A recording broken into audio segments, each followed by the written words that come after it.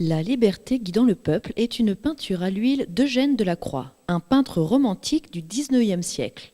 C'est un très grand tableau qui mesure 2,60 m sur 3,25 m. Ce tableau est exposé au musée du Louvre. Peint en 1830, le tableau représente un événement historique, les Trois Glorieuses. Il s'agit des 3 jours de révolte des 27, 28 et 29 juillet. Le peuple de Paris se soulève contre le roi Charles X qui veut limiter les libertés. Après ces 3 jours de violentes révoltes, le roi s'enfuit en Angleterre. Louis-Philippe arrive au pouvoir, c'est le début de la monarchie de Juillet.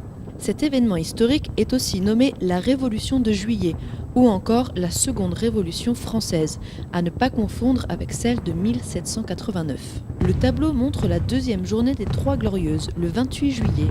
C'est le jour où le drapeau tricolore sera accroché en haut des tours de Notre-Dame de Paris que l'on aperçoit en arrière-plan. La scène a lieu sur une des barricades typiques de cette journée révolutionnaire. Une jeune femme, brandissant le drapeau tricolore, conduit le peuple qui l'entoure vers la liberté.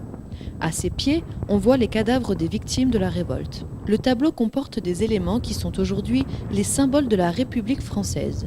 La jeune femme porte un bonnet phrygien qui était, chez les Grecs et les Romains, le bonnet des esclaves affranchis. Il est donc devenu symbole de liberté en France. Pendant la Révolution de 1789, les sans-culottes, c'est-à-dire les révolutionnaires, portaient des bonnets phrygiens en signe de liberté. La jeune femme brandit le drapeau tricolore. C'est le drapeau français. Le blanc est la couleur du roi, le bleu et le rouge sont les couleurs de la ville de Paris. Au fil du temps, l'œuvre de Delacroix est devenue un symbole républicain et le personnage féminin, icône de la République, est connu sous le nom de Marianne.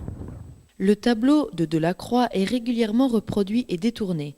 Il a servi de modèle à un timbre et aux anciens billets de 100 francs. Le groupe anglais Coldplay a choisi ce tableau pour illustrer la pochette de son 4e album. On compte aussi des usages insolites, comme les étiquettes de la bière des sans-culottes.